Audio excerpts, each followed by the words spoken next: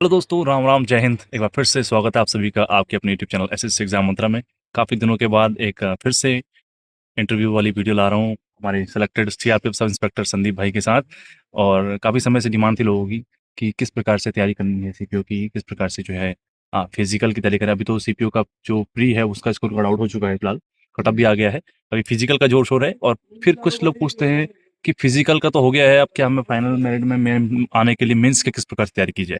तो इन सब क्वेश्चंस का जवाब आपको आज की इस वीडियो में मिलने वाले हैं हमारे संदीप भाई के द्वारा। तो चलिए करते हैं वीडियो को शुरू। सबसे पहले संदीप भाई, आपका बहुत बहुत स्वागत है हमारे यूट्यूब चैनल पर। Thank you sir. तो सबसे पहले आप बताइए मुझे कि आप कौन से कब भर्ती हुए हैं सीपीओ से, किस ईयर में।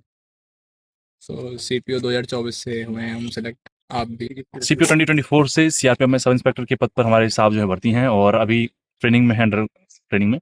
तो कितना आपका स्कोर था सर टोटल, प्री और मेंस मिला करके? मेरा 302 था। 302 था इनका, और इनको सीआरपीएफ में सब इंस्पेक्टर मिला था। तो मुझे बताइए कि क्या इससे पहले भी आपने कोई एग्जाम्स दिए थे? दिए थे, काफ़ी सारे दिए थे। सीजीएल दिया था और सीएचएसएल दिया थोड़ा सा था। आवाज़ बढ़ाइए, नहीं तो आवाज़ पहुँचेगी नहीं होता। सीजीएल भी दिया था, सीएचएसएल भी दिया था, और इसके अलावा और डिफेंस के एफकैट, सीडीएस, ये अभी सब साहब भी दिए थे। रिसेंट में ही अभी साहब जो है कोस्ट गार्ड का हम्म। असिस्टेंट कमांडेंट का इंटरव्यू भी देने गए थे एसएसबी देने। तो काफ़ी एग्जाम्स सर ने दिए हैं, और लेकिन किस्मत सीआरपीएफ में थी तो यहाँ पर है फिलहाल। लेकिन ये हाँ। अभी जीवन का, या कहें तो अपनी हमारा जो क्या प्रोग्रेस है उसका अंत नहीं है। ये सिर्फ एक शुरुआत हम कहेंगे आपसे, हैं। तो चलिए शुरू करते हैं। अब ये मुझे ये बताइए कि किस प्रकार से आपने सीपीओ की तैयारी करी, और किस प्रकार से हमें जो है सब्जेक्ट्स को टाइम देना है, किस प्रकार से तैयारी करनी है। सबसे पहले बताइए मैथ्स का पहले ये बताइए कि ओवरऑल आपने तैयारी करी कहाँ से, पहली बात तो। तो सबसे पहले तो मैंने ऑफलाइन ही कोचिंग ली थी दिल्ली में। ओके। तो आदित्य रंजन सर हैं एक।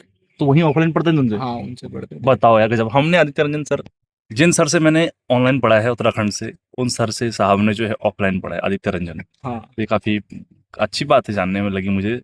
पहले आपने कभी बताया नहीं इस बारे में मुझे। तो आदित्य रंजन सर से आपने मैथ्स पढ़ी है, किस प्रकार का अनुभव अनुभव वहाँ पर आप बताइए। तो अच्छा था वहाँ पर। हम वहाँ पर ऑफलाइन काफ़ी बच्चे पढ़ते हैं। हम्म। तो सर का शुरुआत में 2023 के आसपास मैंने पढ़ना शुरू करा था। हम्म। और दो बैच थे, मतलब दो क्लासेस लेता था मैं सर की। हाँ। तो एक अर्थमेटिक की और एक एडवांस की। हम्म। तो दोनों सेम नोट्स बना रखे थे, और नोट्स हम्म। अच्छे से बना रखे थे, तो तैयारी करते थे उसी तो से। मुझे बताइए, आपने कभी ऑनलाइन भी पढ़ा है क्या?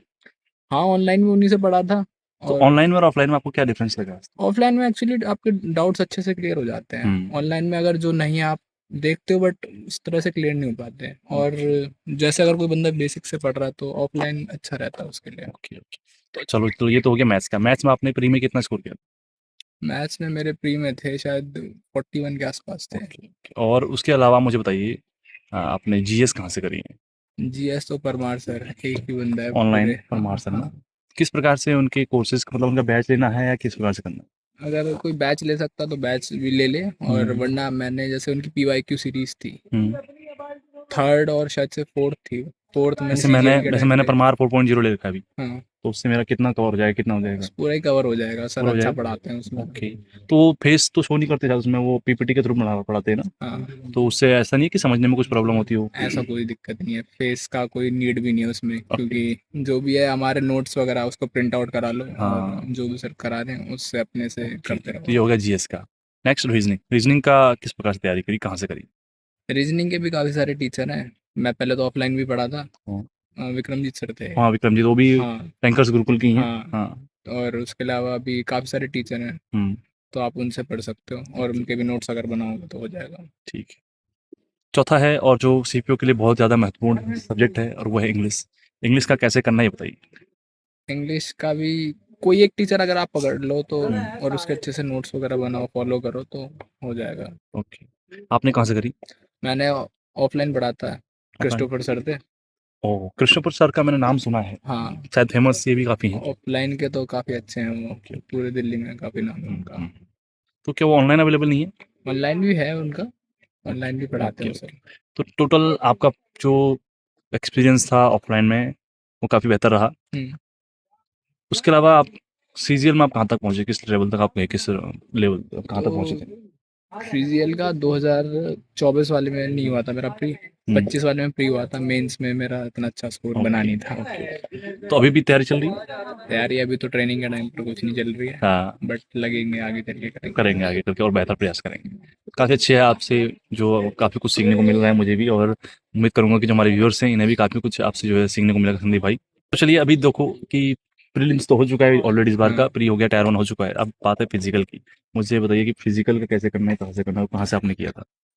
फिजिकल के लिए जैसे मैं तो दिल्ली में था, तो मैंने हम्म, वहाँ पर देखा कि जो भी हैं फिजिकल एकेडमीज काफ़ी सारी, अच्छा, तो अकेडमी ज्वाइन मैंने की थी? हाँ अकेडमी ज्वाइन करी थी। ओके। तो उससे अच्छा हो गया था, और बाद में फिर मैं 1 महीना आखिरी का वो हाँ, मैंने खुद से कर लिया था। ओके। तो क्या अकेडमी ज्वाइन करना ज़रूरी है क्या? जॉइन करना ऐसा ज़रूरी नहीं है, बट अगर आप अकेले हो तो आपको करनी ही चाहिए, क्योंकि ना माहौल नहीं मिल पाता बाद में। जैसे अगर आपका फ्रेंड सर्कल अगर अच्छा है, हुँ। 5 से 6 बंदे हैं, हाँ, कोई आपको अच्छे से उसमें गाइड कर रहा है, तो आपको कोई ज़रूरत ऐसी खास नहीं कर है। सकते हैं। अगर हाँ। आपके पास सुविधाएँ उपलब्ध मौजूद हैं तो आप जॉइन कीजिए। बट मैं अपना बताऊँ तो मैंने आज तक कभी कोई अकेडमी जॉइन नहीं की किसी भी चीज़ के लिए, ठीक है? हम्म, मैं कभी ऑफ़लाइन भी नहीं पढ़ा हूँ, कोचिंग भी नहीं किया कभी। हम्म, तो करने वाला आदमी कहीं पर भी कर सकता है, किसी भी प्रकार से कर सकता है। उसके लिए कोई बैरियर्स नहीं है मेरा मानना हाँ। है ना?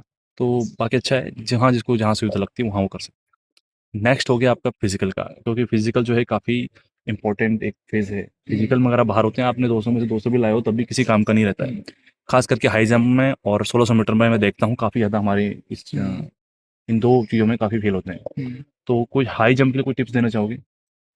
हाई जंप के लिए देखो, टेक्निक है उसमें। हुँ, आप जैसे जब मारने वाले हो, उससे पहले जो 2 कदम होते हैं, वो आपको पैर जो हैं आपके, वो पूरा स्ट्रेच करने, मीन्स आपको छाती तक अपने पैर लेकर के जाने होते हैं।